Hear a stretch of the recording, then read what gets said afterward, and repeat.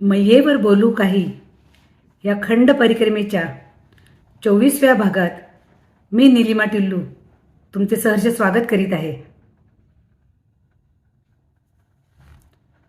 सिलकंठला सकाळी उठले. ते महाराज होते ना मला आग्रह करणारे, ते त्यांचा आवरावरी करण्यात दंग होते. तेवढ्यात मी सटकले. परशुरामहून चिपानेर 15 किलोमीटर आहे आणि चिपानेरहून निळकंठ 15 किलोमीटर आहे. पण मी काल निळकंठपर्यंत पोचू शकले नाही. त्याच्या अलीकडे 5 किलोमीटर सिलकंठला राहिले होते. आता 5च किलोमीटर अंतर होतं, त्यामुळे दिवसभरात मी निळकंठला कधीही जाणारच होते. पण दत्त जयंती होती, त्यामुळे मला सकाळीच जायचं होतं. नाहीतर मी भंडाऱ्यात जेवूनसुद्धा आरामात जाऊ शकले असते. निघाले. जाताना मध्ये मला एक सोयाबीन साफ करण्याचं मशीन दिसलं. कसलं आहे म्हणून उत्सुकतेने मी थांबले. तर ते म्हणाले, आमच्या घराच्या बाजूनेच रस्ता आहे निळकंठला जायचा. खरं तर मी सरळ जाणार होते, तिथे वळण होतं. मैयाने थोडक्यात मला वाचवलं होतं. तिथून उठून निघणार एवढ्या तिथे 2-3 जण आले आणि ते म्हणाले, या तटावरून तुम्ही जाऊ नका, हायवेने जा, तिथं खूप चिखल आहे, तुम्ही जाऊ शकणार नाही. मग काय, गावकऱ्यांचं ऐकायचं असतं ना, लेटेस्ट बातम्या त्यांच्याकडेच असतात. त्यामुळे हायवेने यायचं ठरवलं होतं. 5 किलोमीटर जायला मला 2 ते 3 तास लागले. तटावरून तुम्ही हायवेला गेलात तर असंच होतं. आणि खाली काहीही प्रॉब्लेम नव्हता. बाकीचे सगळे तासाभरात निळकंठाला जाऊन पोचून जुने पण झाले होते. त्यांनी सांगितलं तसा काही प्रॉब्लेम नव्हता, थोडासा चिखल होता, पण लांबून वाटेने जाण्यासारखं काहीच नव्हतं. आपलं नशीब, दुसरं काय. तिथे एका ठिकाणी बरेच परिक्रमावासी दिसले, पथाऱ्या टाकून बसले होते. म्हणून माझं सामान पण मी तिथेच ठेवलं. तिथून 5 मिनिटावरती दत्तगुरूंचं मंदिर होतं. सामान ठेवून मी निघाले.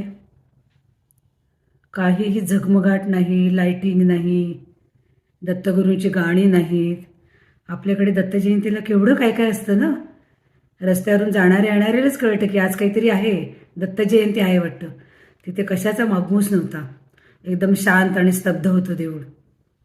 मी आत गेले. प्रसन्न वाटलं. देऊळ छान होतं. भिंतीवर गणपती, मैया, शंकर, दशावतार असे बरेच मोठे मोठे चित्र काढलेले होते.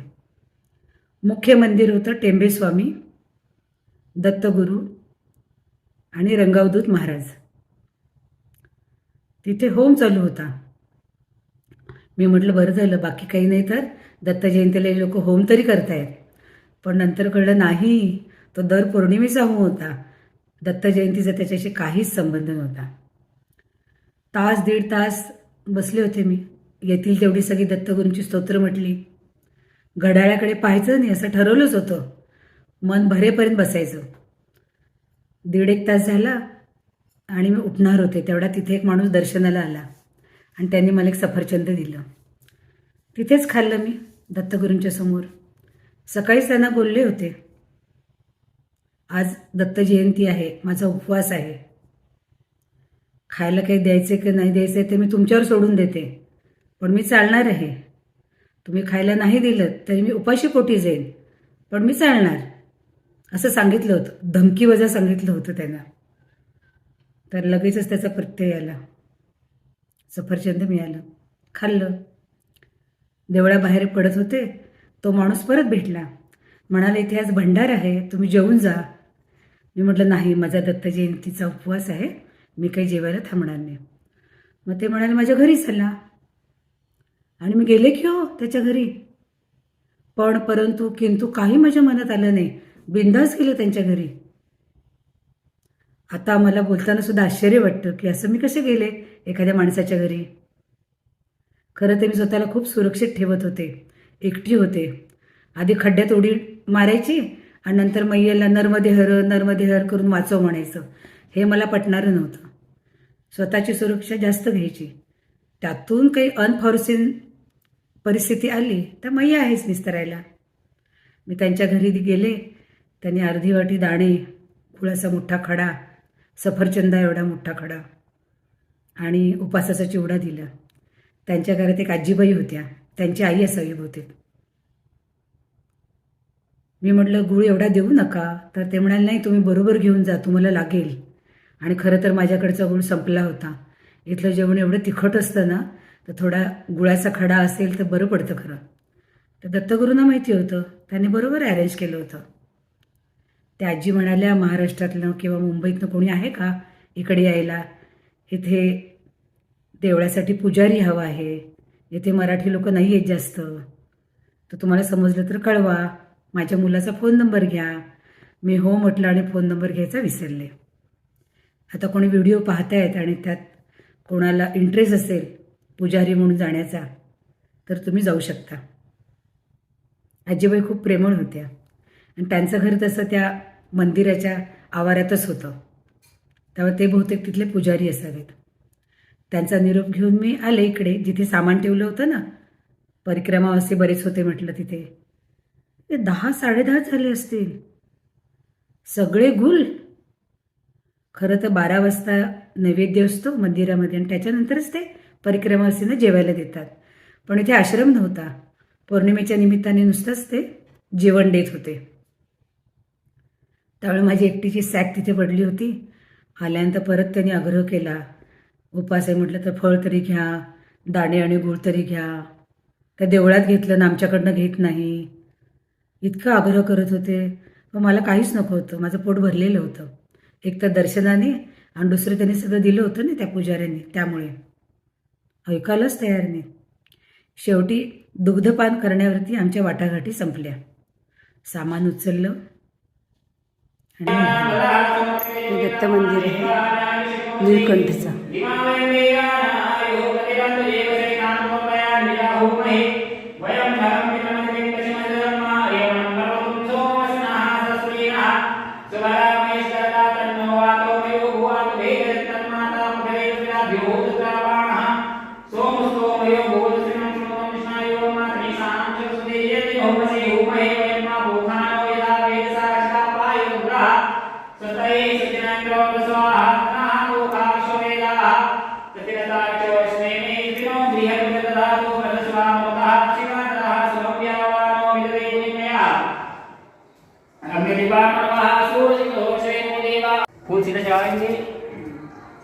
ओम श्री महागणाधिपते नमः। लक्ष्मीनारायणाभ्यः पाशुभ्यः शान्तिर्भवतु सर्वार्थ शान्तिर्भवतु। आता निळकंठ होऊन जायचं होतं मला बावरी घाटला. तर मला असं कळलं की डिमावरनं तर रस्ता होताच, पण डिमावरला न जाता शेतातून एक शॉर्टकट आहे. आधीच मी तो निळकंठला येताना वळसा घालून आला होत्या, त्यामुळे म्हटलं तर आपण शॉर्टकटनी जाऊन. एकाला विचारलं रस्ता, तर तो पुढे जाऊन तिथे काहीतरी इलेक्ट्रिसिटीचा बोर्ड होता, त्याच्यासमोर जाऊन थांबला. म्हणाले इथून शेतातून रस्ता आहे, तुम्ही जा, इथून तुम्ही पुढे जाल. मी जशी जायला सुरुवात केली तसं तो पुढे जाऊन परत मागे आला. म्हणाला इथे खूप पाणी सोडलेलं आहे शेतामध्ये, त्या तुम्हाला चिखल लागेल, तर तुम्ही मेन रस्त्यानेच जा. आता मी हट्टाला पेटले होते, आधीच मला वळसा घालून यायला लागलं होतं. आता म्हटलं काय लागायचं ते लागू दे, मी शॉर्टकटनीच जाणार. शेता होती दोन्ही साईडला, मोठीच्या मोठी. सुरुवातीला एक झोपडं होतं, त्याने सांगितलं सरळ जा, तुम्हाला मजली गाव लागेल. बरं म्हटलं, म्हणून मी जायला निघाले. नीलकंठावरनं मी कुठे चालले बरं, बाबरी घाटला चाललेले. डिमावरला जायचं नाही, ही पाऊल वाट आहे आणि सगळीकडे शेत आहेत, दूर दूरपर्यंत जाणारी शेत. आणि या वाटेने आले मी. शेतातून जाताना उंच सखल, पायवाट, नाला, छोटी नदी, सगळं सगळं लागलं. मैया काही कसूर सोडत नव्हती. फक्त शेतातून जायला छान वाटत होतं, सगळं हिरवं हिरवं होतं ना, नजर जाईल तिथपर्यंत हिरवं. एक 2-3 किलोमीटर एक लांब असं मला माणूस उभा असताना दिसला, पण त्याला माझा आवाज जाण्याचा प्रश्नच नव्हता. त्यामुळे सरळ सरळ सरळ चालत राहिले. किती तास गेले कुणास ठाऊक. नंतर मला दूरवर एक घर दिसलं. मला वाटलं बहुतेक हेच मजली गाव असावं. एक डोळा त्या घरावर आणि एक डोळा पायवाटेवर ठेवून चालले मी. जसं जसं ते जवळ यायला लागलं तसं आता शेतं संपली म्हणून मला पण बरं वाटलं, कोणतरी विचारायला मिळेल म्हणून. समोर कच्चा रस्ता होता. त्या कच्च्या रस्त्यावरती बाजूला एक घर होतं आणि तिथे काहीतरी मंदिराचं बांधकाम चालू होतं. शेतात एक मुलगा काम करत होता. तो बाहेर आला मला बघून, नर्मदे हर करून. मला म्हणाले, हे देऊळ आम्ही बांधतो आहे आणि आता पुढे जाल ना तुम्ही, तिथे मोठी तुम्हाला कौसल्या नदी लागेल आणि त्या नदीवरचा पूल आम्ही काल रात्रीच बांधलेला आहे. मी म्हटलं, हा बहुतेक माझ्यासाठीच बांधलेला आहे. रात्रीच बांधला आहे तर खूप लांबून जावं लागतं म्हणाले. गावातून जायचं तर हाच चांगला रस्ता आहे. तो काहीतरी MP मधला काँग्रेसचं काम करणारा मुख्य असा कोणतरी होता आणि त्याची सहकारी मुंबईत दहिसरला होती. तर लगेच तिला फोन लावला. मला म्हणाला, तुम्ही पण मुंबईच्या ना, ह्यांच्याशी बोला. त्याला काय वाटलं, मुंबई म्हणजे आता मी काय बोलणार तिच्याशी, कपाळ. असंच इकडचं तिकडचं बोलले. दहिसरला कोणी आहे का तुमचं असं विचारत होती. म्हटलं, हो माझी बहीण आहे, बोरलीला माहेर आहे. असंच इकडचं तिकडचं बोललो आम्ही. त्यानंतर पुढे गेले ते मजली गावच होतं ना, तर मला एका ठिकाणी बोलवलं, या मग या नाश्ता करा. म्हटलं, नाही माझा आज उपवास आहे दत्त जयंतीचा. हां ठीक आहे, मग ताक देते म्हणाले, घरच्या दुधाचं. बरं म्हटलं. घरच्या दुधाचं केलेलं ताक गोडसर जिरा लावून तिने मला दिलं. इतकं थंड होतं ना की मला वाटलं फ्रीजमधलं आहे. मी तसं विचारलं, ते म्हणाले, नाही आम्ही सकाळीच पाणी घालून ठेवतो, थंडी आहे ना त्यामुळे ते गार असतं. प्यायला तर दिलंच, शिवाय तिने बाटलीभर मला सोबत दिलं. म्हणाले, तुम्हाला जायला वेळ लागेल ना आश्रमापर्यंत, त्यामुळे मध्ये मध्ये हे पीत जा उन्हामध्ये. दत्तगुरूंनी माझं खायचं प्यायचं जरा जास्तच मनावर घेतलं होतं. सारखं मला काही ना काहीतरी मिळतच होतं. मग माझ्याकडची सफरचंद होती, त्यातली 2 तिथल्या लहान मुलांना मी दिली. आता जायचं होतं पुढे.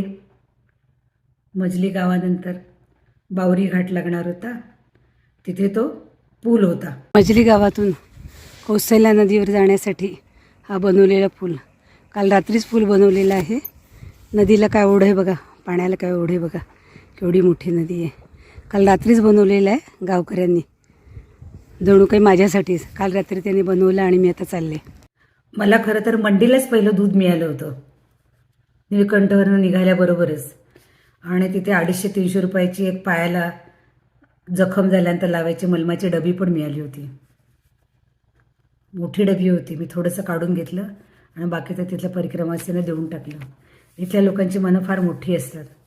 काही विचार न करता त्यांनी ती 250-300 रुपयाची डबी मला देऊन टाकली, जिथे आम्ही थांबलो होतो दूध प्यायला तिथे. इथे खरं तर दूध तर खूप असतं.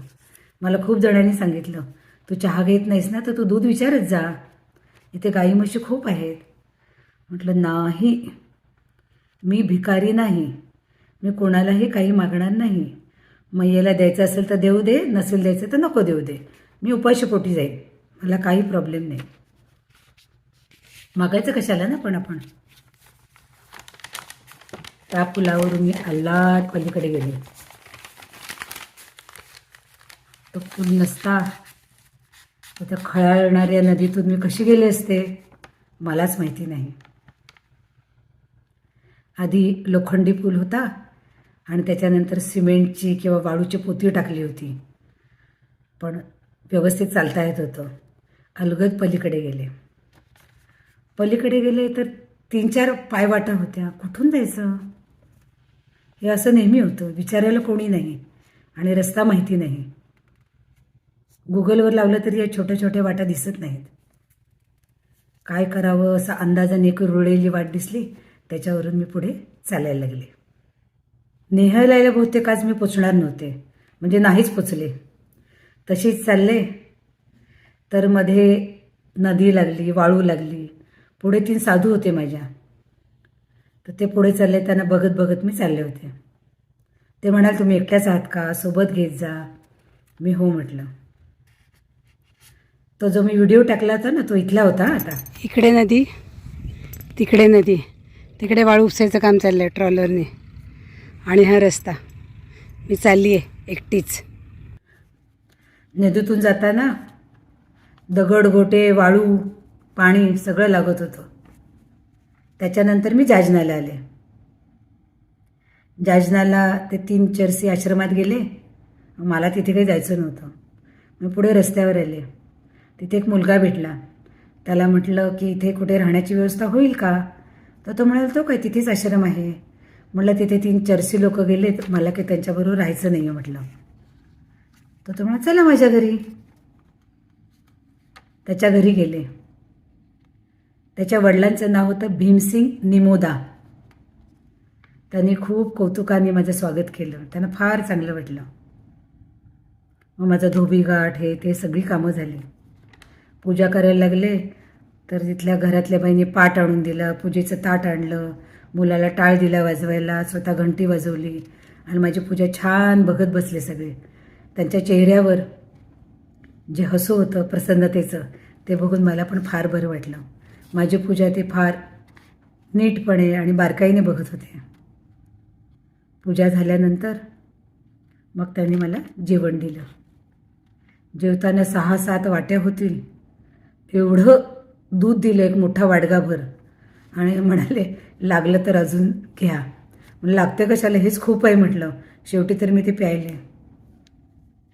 दत्तगुरूंचं भक्तांवर कसं लक्ष असतं ना, त्याची मला आज पुरेपूर प्रचिती आली. मी खाण्यापिण्याचं सगळं त्यांच्यावर सोडून दिलं होतं, पण त्यांनी एवढी माझी सरबराई केली की विचारू नका. मला उपास आहे असं वाटलंच नाही. नंतर ते निमोदा होते ना, त्यांच्यावर मी गप्पा टप्पा करत बसलो. पण आश्चर्य म्हणजे त्यांनी एकही प्रश्न विचारला नाही. कुठून आलात, परिक्रमा कुठून उचलली, घरी कोण कोण आहे, तुम्ही काय करता, एकही प्रश्न विचारला नाही. ग्रेट. हा परिक्रमेत भेटलेला मला पहिला माणूस होता की ज्यांनी एकही प्रश्न विचारला नाही. आम्ही असंच इकडचं तिकडचं बोलत होतो. खूप छान फॅमिली होती. बरं वाटलं. खरं तर कृष्णाबाई आणि कंपनी होती ना, ते MP वाला ग्रुप, ते आश्रमात आले होते. त्याने फोन केला कुठे आहे म्हणून. म्हटलं मी जाजनामध्ये आहे. ते म्हणे आम्ही पण जाजनामध्येच आहे, पण तू आश्रमात नाही आहेस. म्हटलं मी येते मग आश्रमात, तुम्ही आहात तर. तर ते म्हणाले आश्रम छोटा आहे, इथे जागाच नाही, आम्हीच कसे बसे मावतोय, तू अजिबात येऊ नकोस, सकाळी आपण बरोबर जाऊ. आणि मग निमोदा पण म्हणाले की अहो इथे आश्रम जवळ आहे, त्यामुळे माझ्या घरी कोणीच येत नाही, तुम्ही पहिल्याच आहात. परिक्रमावासींचे पाय माझ्या घराला लागले आहेत, तर तुम्ही कृपा करून जाऊ नका, मला फार चांगलं वाटते तुम्ही आलात ते. मग त्यांचा आग्रह मला मोडवला नाही. म्हटलं ठीक आहे, मी आज राहते इथे. खरं तर काल म्हणजे सीलकंठहून निघाले तेव्हा नीलकंठला जायचं ना, दत्तगुरूंची जयंती म्हणून. मी केस धुतले होते, मला ते विंचरायचे होते. पण निमोदा इतका उशिरापर्यंत माझ्याशी गप्पा मारत बसले, मग माझं ते काम तसंच राहून गेलं. आता पुढे आवरी घाटला जायचं होतं मला वाटतं. हा बावरी घाट झाला ना, कोणी त्याला अवली म्हणतं, कोणी त्याला आवरी घाट म्हणतं. बघूया, हळूहळू जाऊ. मध्ये मला ते पूर्वी आपण खेळ खेळायचो ना, पट मांडून, तो कौरव पांडवाच्या वेळी पण असायचा तो सोंगट्याचा वगैरे, तो पट मांडून लोक खेळ खेळताना दिसत होते. मी म्हटलं अरे वा, मोठी माणसं होती. आणि पैज लावून किंवा पैसे लावून नव्हते खेळत. म्हटलं अरे वा, अजूनही हा खेळ खेळतात वाटतं. आणि ते शेतातनं आले ना एकदम मजली गावातनं, त्यांना इतकं आश्चर्य वाटलं. तर तुम्ही इकडनं कुठून आला, हा रस्ता नाही, हायवेचा रस्ता आहे. मला बरं वाटलं. एकदा लांबून आले ना, मग आता मी बरोबर शॉर्टकटने आले होते. आता थांबूया इथेच, बाकीचं आता पुढच्या भागामध्ये. तोपर्यंत नर्मदे हर.